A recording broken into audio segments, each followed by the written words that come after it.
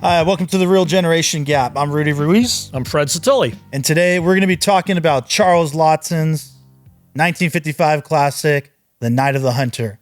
The Night of the Hunter stars Robert Mitchum and Shelley Winters, again directed by actor Charles Laughton, in his first and only directing credit. This movie follows Harry Powell, a corrupt preacher who preys on widows, and when he finds out that this family has some money hidden somewhere, he gets involved, marries the mother, and is trying to steal this money from the children, John and little Pearl. So I pitched this movie. Maybe surprisingly, some people out there think I don't like old movies for some reason, but this was a favorite of mine for quite a while. This is the very first episode of my podcast, and Drinks at a Movie, and I hadn't seen it in a few years and wanted to revisit. And I forget, it seemed like maybe you hadn't seen this before, or you had, but just kind of forgot. Definitely had not. Okay, all right. Definitely had. Everything was completely new to me. Okay, yeah. So I'll start off by saying, I love this movie. It didn't hold up quite as well this time as it normally does. Yeah. And, it's some of my favorite cinematography. It's some of the best black and white cinematography in the game, for sure, by Stanley Cortez. And yeah, let's get into, your take on it. Yeah, this is a movie about a classic subject. This is a serial killer. This guy, you said he finds widows, but he finds women and he kills them and takes their money. And in the end of the movie, it's revealed that the police are after him and he had killed 25 women and taken their money. And this is 1955, and it's portrayed as sooner.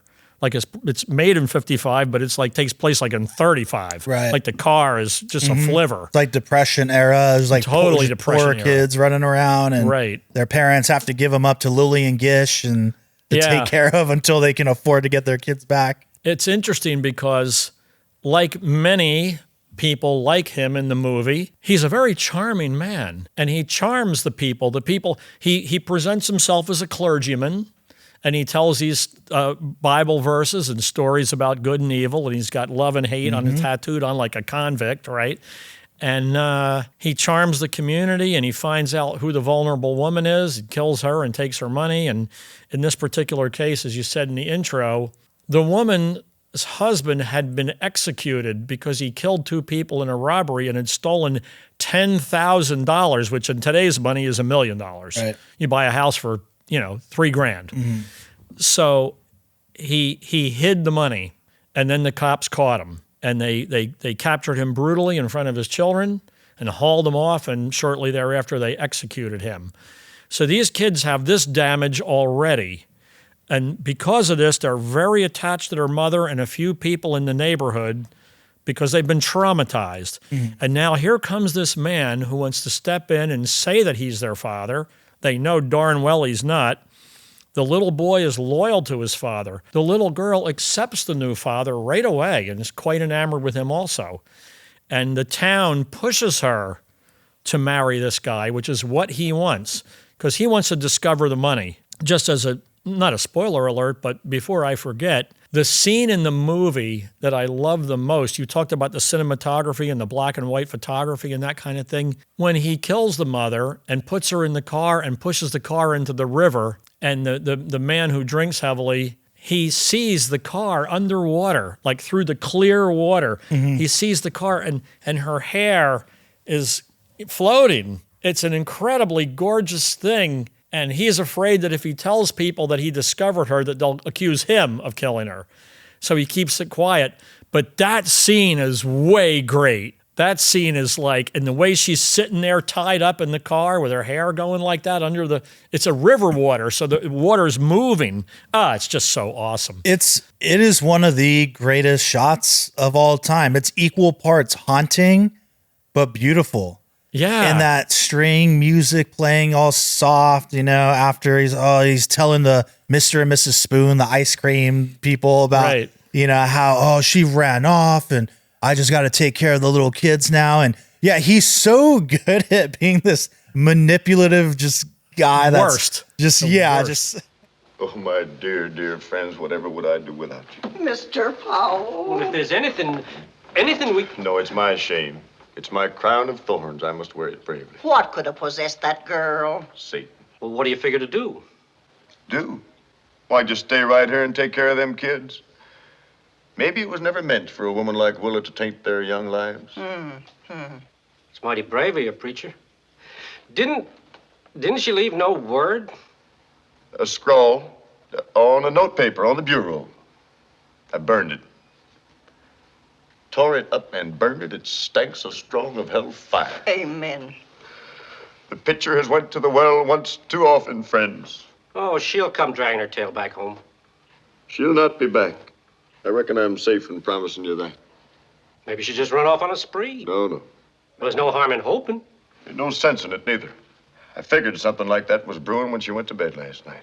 How? Well, she tarried around in the kitchen after I'd gone up. And when I went downstairs to see what was wrong... What? Well, she'd found this jar of dandelion wine that the husband, Harper, had hid summers in the cellar. She was drinking.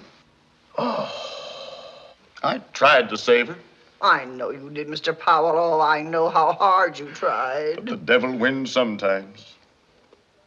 Can't nobody say I didn't do my best to save her. Conning everybody, Yeah. conning Is everybody. completely Every playing this word part. is manipulating and manipulating. And like making other people look so bad in the process. But, you know, the string music playing and then it cuts to the like kind of waving and then, it moves over and you just see her in the car. Yeah. Haunting, beautiful, one of the greatest shots of all time. And it's so eerie. It's just so eerie. And it's a really good looking prosthetic too. It looks a lot like her. Like it holds up. It holds up very well. Wait a minute. Are you telling me that wasn't really the real girl underwater with her hair? Yeah. Going Just, hey, hold your breath for a few minutes. Yeah. Take it again. You know? There are real moments like that. And another moment is the children realize that he's going to kill them. You know, they realize this. And so they run, and they try to run, but they can't run. But the good thing that they figure out is they get in this little John boat, and they go out on the river, and they let the river take them downstream. And in the meantime, Robert Mitchum, he kills somebody and takes his horse, and they blame it on the gypsies, those damn gypsies, you know. He takes and he's tracking them as they're going down the river. And at one point, the little boy, he says, okay, I don't see him anymore. We're going to go to shore. We're going to sleep in this barn, and we'll pick it up again tomorrow. He and his little baby sister. He's devoted to his sister because his father, before they take him off to police, before they take him off to be executed, he tells the little boy, you take care of your sister. Don't ever let her out of your sight. Take good care of her. Make sure. And he's, yes, Dad, I got it. I will. I do. I will, you know. And so they pull off onto the side of the river, and they decide to sleep in this barn in the country. And all of a sudden, they hear the horse, and he wakes up and he looks out. He says, "Doesn't this guy ever sleep?"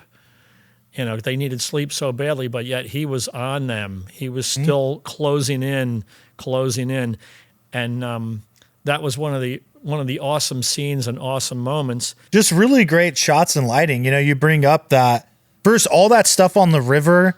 Incredible stage work. All of that is in studio on the sound stage.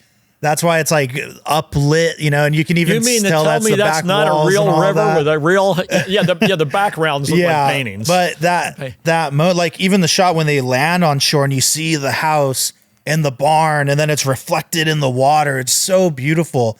And when he rides by in the horse, since they really weren't that far apart, it's almost a forced perspective kind of shot, where you have the kids in the foreground looking outside the barn.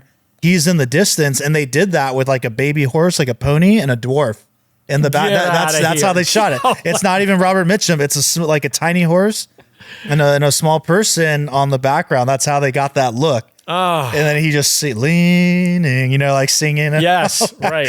All creepy. I wanted to mention was I really appreciate the actor kids, you know, John and Pearl, and you know, you mentioned earlier that it seems like they're really attached to their mom. One thing I like is I don't even get that sense. I feel like they're kind of detached from her. Like even when she's still around, John is trying to tell her like, hey, this is happening. And she's like, no, I believe Harry, you know, I believe him, this and that. Well, that's like, when they realized they had to distance themselves from her. It's like she drank the Kool-Aid. Yeah. She's, you know, it's like a zombie movie. Like, that's not your father anymore. If he comes through the door, we got to kill him. He was like, that's not our mother anymore. Right? And I have to say, too, you know, Shelley Winters puts on a great performance. And I will say her character, Willa, is very weak-minded and very easily influenced. That's not saying anything about the actress. Because Shelley Winters really, the character, yeah, she Lilith. really envelops that persona, and it's eerie to watch. You know, there's that moment after they get married, and you know she wants to sleep with him, and he's like, "Look at yourself in the mirror, and you're unclean, and you need to pray to God. You think I'm gonna be on you like all these other men, and like we're not doing that." And she's like, "Yeah, just make me clean." And it's so disturbing. And then later there's the scene where he's like It just preaching. it just goes to show you how much people can be manipulated. Yeah. You know, this isn't just a movie. There really are people like this. Yeah. You know, and it was a believable character. That made me very upset and unhappy. Yeah. And It's when like, he's no, don't do it. Don't. yeah. You know. I like too, before she goes to him, when she finds a knife in his pocket and she's like, "Men," just puts it back. Right. But then when he's preaching to that larger group, and she's like preaching to like, "Yeah, I was dirty. my husband. I was a fallen woman. Yeah, my husband took this money and we threw it into the river, and now we're pure and this and that." And she's like, Yeah, you said it perfectly, like completely drank that Kool-Aid. But it leads to it leads. Sorry, I'll finish this thought. It leads to a good moment when I love Robert Mitchum, when he's talking to the kids too, and he's trying to be cool with Pearl, but he knows John's onto him. Yeah. And all their scenes are just so great. And when he's getting on their case about tell me where the money's hidden, and he starts getting aggressive with the girl, Right. and he grabs her like, "You little wretch, I'm going to rip your arm off." And the mom hears it from outside and catches him. Yeah. But even though now she knows, and this other wonderful shots, very expressionistic with the kind of triangle lighting in the ceiling, and he's there at the window, you know, and she's just laying there with the spotlight on her. And she's like, "Yeah, I know all this stuff, and I guess I'm just going to let you kill me and forget about my kids." So that's where I say she's a weak character. She just abandoned her children and let herself die. And, but it made for some beautiful movie magic. Oh, that shot with the A roof Yeah. in the house, and he's there, and Beautiful. it framed him just that way and everything. Beautiful. And you told me that before we watched this. You said you're going to see some real cinematography here. You're going to see some real black and white use of shadow. You know, and those were just geometric shapes. It was really cool. Those are really cool scenes. But I love the agency of the kids. I think they were good actors considering their age. And I love Pearl too, how, you know, she doesn't know any better. You know, that's just my a little- daddy, you know, she's a yeah, baby. he's our new father. And there's that great moment when she's just like cutting the money into little figures out Yes. in the driveway, and John comes and he's like putting it away. And when Robert Mitchum's, and I love how they hold it in this single shot. Let's tell the audience. Yeah. The money's hidden in the doll. That's Right. the big secret. Yeah, the father was the bank robber. The Yeah. police were coming, and he goes, "Where to hide it? Where to hide it? They'll look here. They'll look there. Where will they not look?" And that's when he stuffed it in, because it was only this much. Yeah. He stuffed it into her little Raggedy Ann doll that she's holding all through the movie. He always has it. And we're going to talk about when that was revealed. Yeah.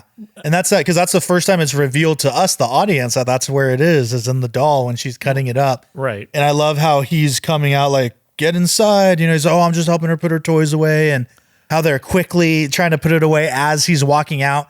And I didn't notice this until probably the third time I watched this movie. But as they run up to the door with him, the camera tilts down a little bit, and some of the dollar bills blow in the wind past his feet. I did not Yeah, notice that. it took me a few viewings to catch that. And I'm like, oh, what Wow. a subtle, like, Wow. brilliant movie. And he just doesn't even see it. Right, Doesn't catch it. because he doesn't suspect that it's in the Yeah. doll. So it just leaves on the ground. So you even know? though it's a split second when they finish before he shows Yeah. up, why would he go, "Hey, what are you doing with that doll?" Like, he doesn't care about the doll. Yeah. He's looking for the money. Now, the most disturbing, you're right, it was very disturbing when she accepted her fate. She accepted her fate. It was also disturbing at the end. The police are searching for this guy anyway, because remember, he killed 25 women. The town is not aware that this is happening. And the police, all of a sudden, they show up and they're like, "Hey, are you this guy?" And you know, and they go, "Yeah, he killed all these other women right all over the country, like he's a serial killer." And when they put him to the ground to arrest him, the little boy grabs the doll and pulls the money out and starts throwing it. He goes, "Don't do this, don't do this." He's telling the police not to do that. Now, I wasn't exactly sure of the psychological reason why he would do that.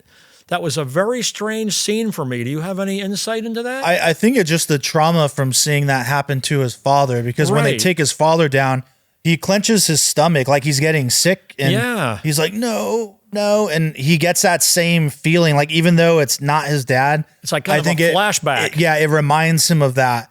And it is a sad moment because I hate that he gives up the money, because I'm like, you wanted man, Lily and Gish to end up with it. yeah, it's like you guys fought so hard. Like you little kids went through hell and back. They earned it. To protect They this earned money. it. Yeah. And at Right. the last, when he's finally caught, like now you're going to break. And it's such a shame. But I think it's just that him imagining his father in that scenario. And he's like, no.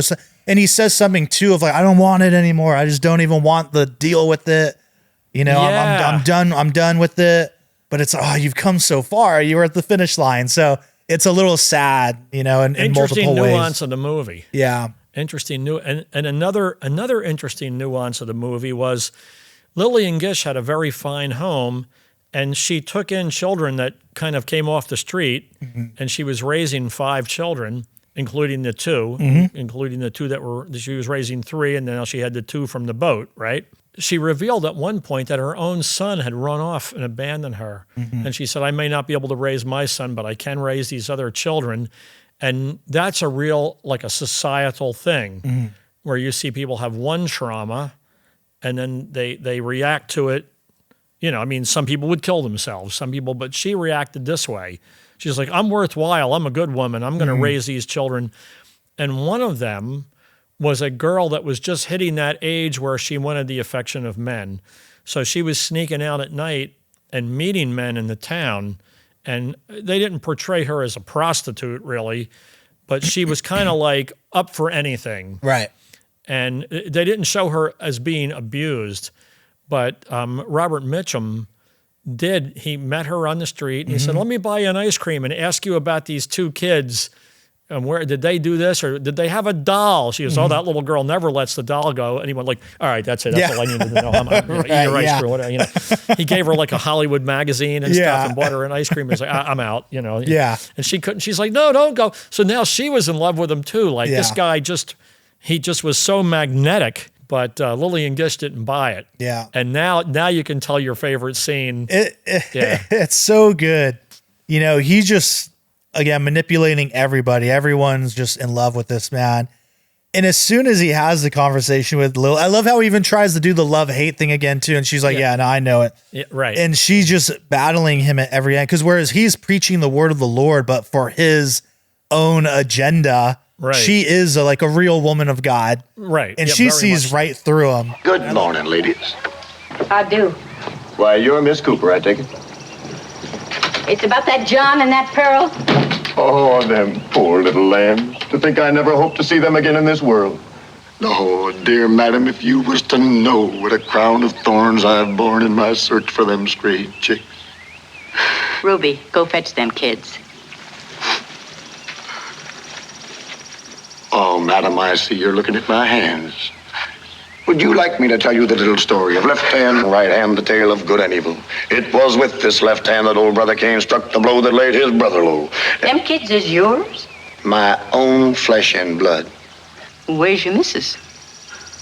She run off with a drummer during prayer meeting. Where's she at?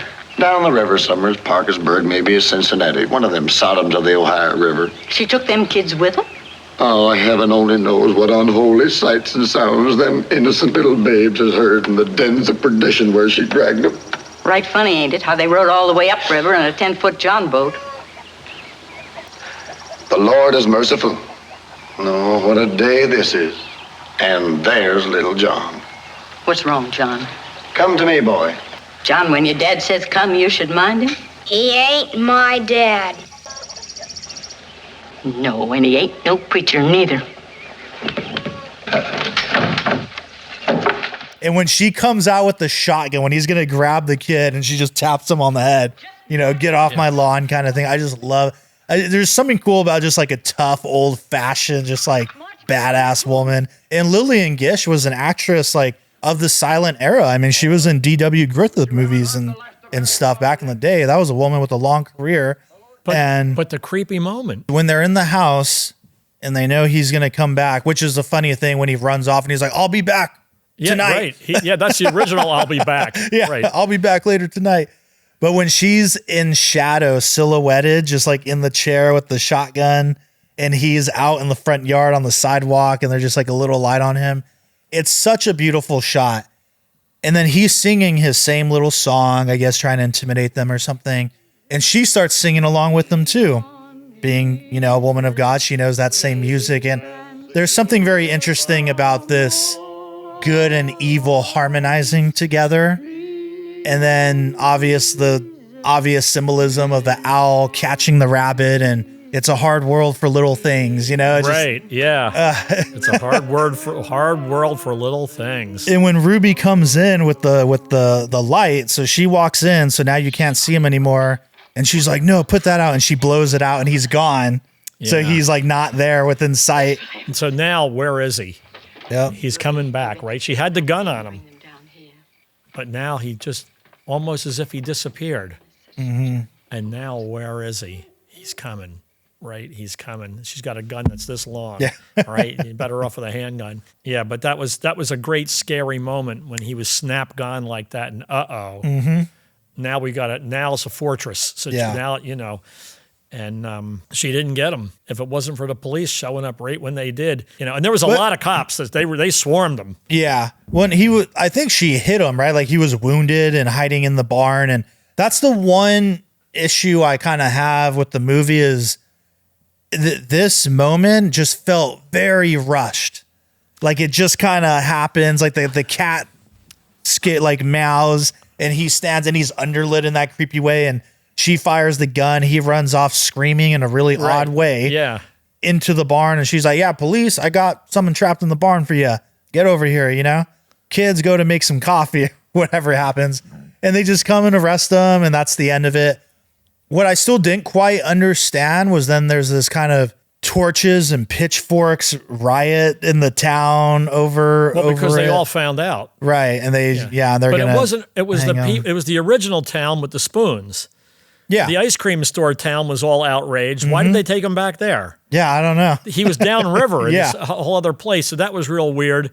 And then they had an epilogue where she made some statements about, we have to take better care of each other or something like that. Yeah, it's Christmas time.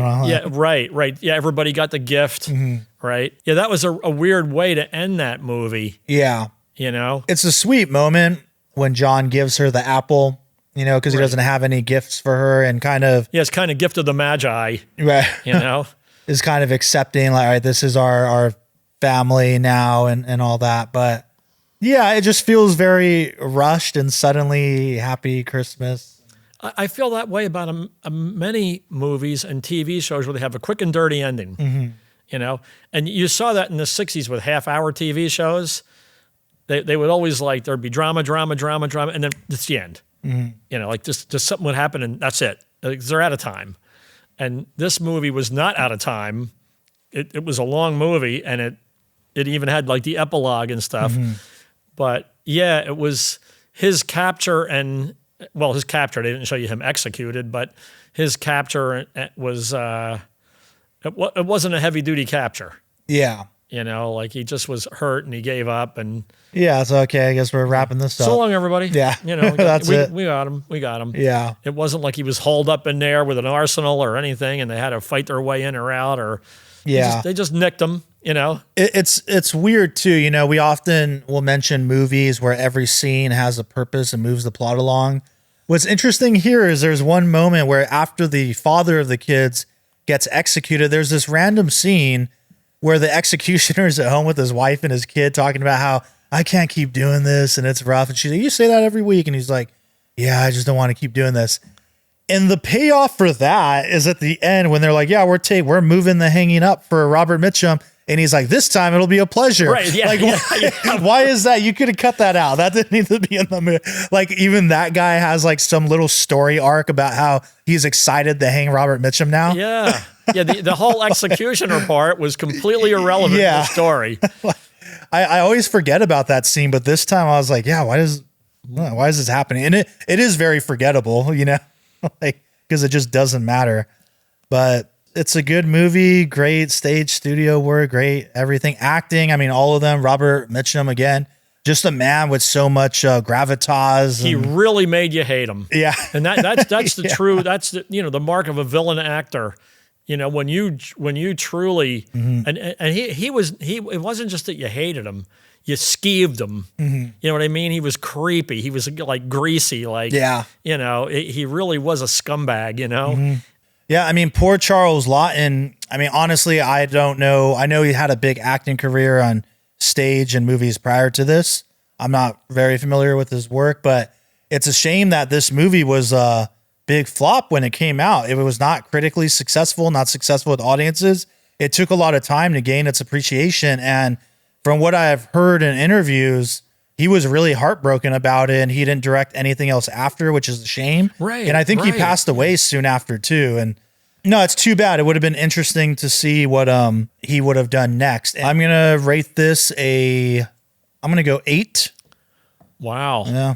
I'm just going 5. Okay. 5. All right. I really enjoyed watching it, but I don't know that there is a time and place to recommend it. In this forum with you and me, we're studying this stuff. And so it was really good for me to see this and add it to my, inventory or catalog of stuff. And it had all kind of great features and everything. But I don't know that there's a time and place that I would say, hey, let's watch this tonight, And I mean, many movies I would, there's plenty of time that like, okay, that's a good one. Let's put this one, like, I don't think so.